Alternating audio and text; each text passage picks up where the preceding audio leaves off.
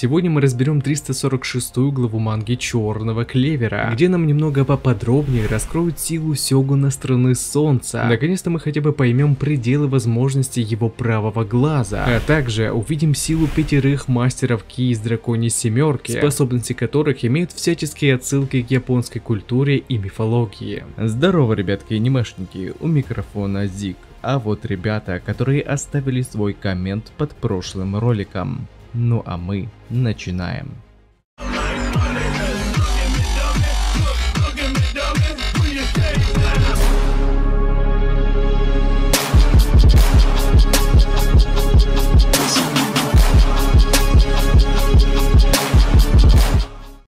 Итак, на связи 346 глава манги Черного Клевера. Переводил ее сам, и так как я не профессионал, а любитель, могут быть ошибки. Прочесть вы ее сможете по ссылке в описании, как только я закончу ее обработку.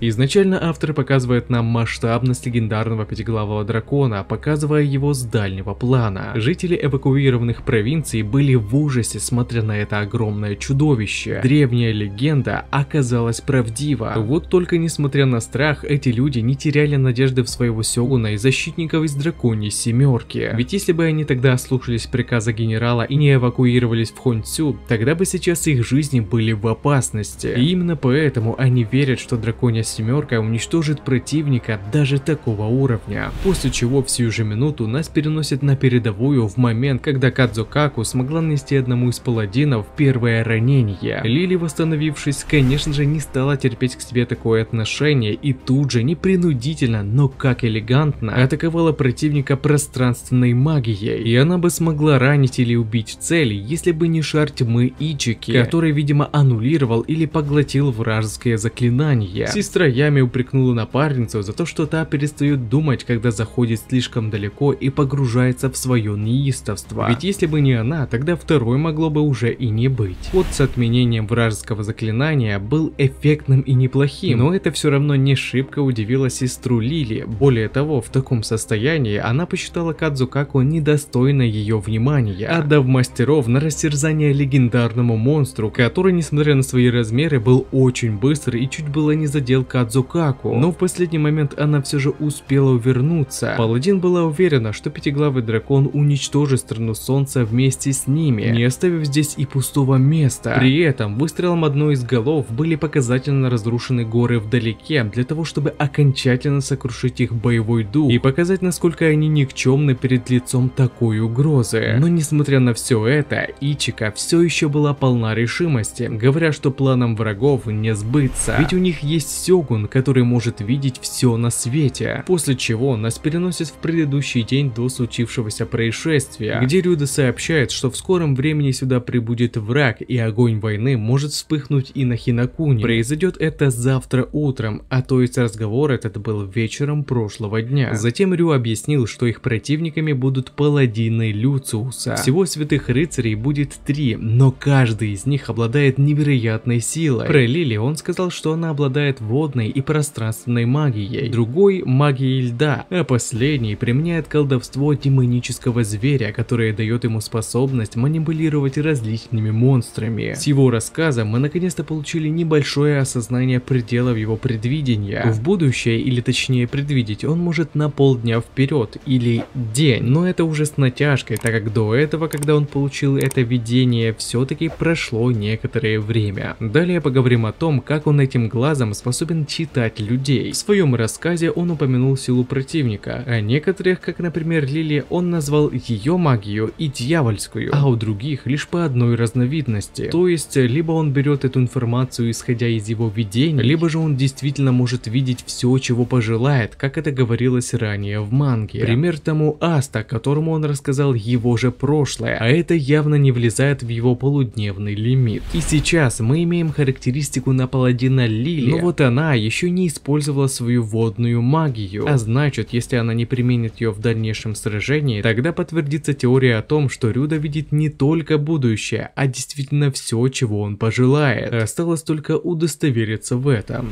Целью противников является врата Тори, печать пятиглавого дракона, которую они собираются сломать. А произойти это все должно, по словам Рю, уже этим утром, которое вот-вот наступит. И поэтому защитники страны Солнца собрались тут же отправиться туда, дабы победить незваных гостей и предотвратить катастрофу. Но Рю остановил их, говоря, что их основная цель — это безопасность людей. Ведь если они будут сражаться без предварительной подготовки, тогда неважно где и как это будет происходить, ибо ущерб городу все равно будет нанесен. К тому же их противники были из тех людей, которые не оставят в покое даже мертвых, так как после жители могут превратить в паладинов. Так что для начала им нужно будет эвакуировать жителей из 5 провинций, а после на этих землях они встретят врагов во всеоружие. Ах да, еще Рюда сообщил, что им также предстоит победить пятиглавого дракона, отчего мастера тут же начали паниковать и нервничать, ведь по легендам этот монстр чуть ли не стер с лица земли всю страну Солнца. И у некоторых, особенно у Кадзукаку, закрадывалось сомнение, а смогут ли они вообще справиться с таким врагом. Это, конечно же, рассмешило Сёгуна, ведь для них это и правда было впервые, они впервые столкнутся с настолько сильным противником. Но Рю верил в них, говоря, что с такой угрозой могут справиться только они. Воодушевившись словами генерала, нас переносит в настоящее время, где 5 мастеров из 7 готовы были выиграть победу, как велел того Сёгун. И поэтому теперь начнется мясо. В стремительном поединке одна из голов монстра проглатывает Кадзукаку, но тут, используя Зетен, снежное юдзюцу и активируя окровавленное одеяние серебряной лисы, она прорывается сквозь голову чудовища, тем самым уничтожая первую башку. Данный принятый облик является отсылкой на Кицуне из японской мифологии. Уж ее-то новый облик кровавой Кицуне подходит ей как нельзя лучше. Не то что 11-я королева магов королевства Клевер, которая на вид имеет образ строгого командира, а зовут ее при этом Веселая Зайка. Кстати, если тебе интересно, что это за персонаж еще и связанный с Черным Клевером, тогда можешь посмотреть мой ролик с разбором на трейлер к фильму по Черному Клеверу. Там я вместил все, от разбора персонажей предыдущих королей магов Клевера до самого сюжета фильма, чего непосредственно трейлер вам уж никак не даст. Так что если ты не хочешь выглядеть как я, смотрящий официальную премьеру трейлера Мувика ЧК в 4 утра и не понимающий, что вообще происходит, тогда тебе точно стоит посмотреть данный разбор. Ну а мы продолжаем. Активируя Зетен, используя юдзюцу с земли, Дайдземон Оока принимает облик великого буддийского пастыря короля мудрости, одним ударом кроша голову монстра, надвигающегося на их страну. Он же является отсылкой на Видьяраджа, божества, защищающего людей от демонов. А еще это отсылка на религию в Японии. Джоза и Камари в унисоне, активируя Зетен, используя юдзюцу ветра и молнии, поражают противника соответственно убийственными штормовыми клинками и молнией Якшахиме пятикратный танец. Тут же отсылки следующие. Джоза как демон-людоед, а Камари как отсылка на Якшахиме, известную как принцесса демона. Кстати, совместный двойной разворот они получили не просто так, а потому что Якшахиме и демон-людоед тесно связаны мифологией. Ну и последнее, у нас Ичика, которая, активировав Зетен, используя юдзюцу тьмы черный полумесяц, отсекает напрочь голову дракона. Своими действиями 5 мастеров из 7 подтвердили, что они не собираются сдаваться и готовы были пойти на многое, дабы не разочаровать своего Сёгуна. Такая картина достаточно сильно впечатлила Лили. Сильнейшие маги этой страны смогли победить легендарное чудовище. И если план Люциуса заключался в том, чтобы с помощью монстра уничтожить страну Солнца, тогда его план провалился. И теперь на очереди драконьей 7 были паладины, с которыми будет наверняка куда интереснее. Глава, как по мне, вышла неплохая, но среди читателей, подписанных на мои ресурсы, как Телега, YouTube и группа ВК, она столкнулась с неким процентом хейта. То не нравится, что драконы слили как-то быстро, то способности мастеров слишком очевидные и клишированные. Лично я увидел в этой главе интересные подробности силы предвидения Рюда. Нам наконец-то дали хоть немного информации, а то мы все мечемся в размышлениях о его глазе, и теперь мы хоть знаем, что предвидеть он может лишь на полдня вперед. Но то, как он может читать свои цели, все еще непонятно. Для этого нужно ждать продолжения и подтверждение его слов. Либо информация берется из видений, либо же это только одна из возможностей глаза, что очень вероятно, так как узнать о всех способностях противников ему бы не хватило времени предвидения. Аста тому пример. Как и Паладинов, он прочитал его как открытую книгу. Главной целью Рю отметил именно Паладина, а про дракона он сказал в самый конец, типа, ну там еще и дракона хлопните в придачу. Поэтому я не понимаю, чего вы так недовольны. Вспомните хотя бы Люцифера, на которого все ставили столько надежд, включая меня. Но в конце его слили. То есть, что дракон, что Люцик стали грушами для битья и демонстрации силы. Ну а после, думаю, вы помните, что появился Люциус и как все закрутилось. К тому же здесь есть паладин с магией демонического зверя, который, возможно, что-то сделает с тушкой этого монстра. Но пока мне в это мало верится, так как главным противником станут именно паладины, которые в свою очередь уже должны спустить мастеров с небес в реальность, ведь не зря Рю отмечал их как основных врагов. И вдобавок, драконья семерка является на порядок сильнее капитанов рыцарских отрядов Клевера, и лишь некоторые из них являются исключением, это Ями и Мерио в первую очередь, да и там как бы отряд из черных быков затмевает все остальные отряды, поэтому к чему эти вопросы? Да, это легендарный дракон, да, сильный, хотя тут еще непонятно, так как кроме драгонбола и массивности ничего не было показано, но мастера оказались изначально сильнее, плюс еще прибавляем сюда Зетен, который 10-кратно усиливает их мощь, а с применением юдзюцу, то бишь магии, выхлоп получается такой, что мама не горюй. По поводу клише и очевидных способностей, тут вообще можно не распинаться. Страна Солнца — это чистая аналогия Японии, и автор всячески использует мифологию и религию Японии в этом регионе, чтобы показать это. И эта пятерка одна большая отсылка, о которых мы уже говорили в этом ролике, поэтому я не хочу повторяться. Зная приемы автора, эти претензии становятся как-то не к месту. Я же говорю, для меня эта глава в основном дала информацию о сёгуне страны Солнца, попутно показав способности 5 мастеров, связывая их с мифологией его собственной страны, используя в качестве груши для битья 5-главого дракона. Ну а паладины, как говорил Рюда, является их главной целью, и уже против них эта пятерка может столкнуться с трудностями.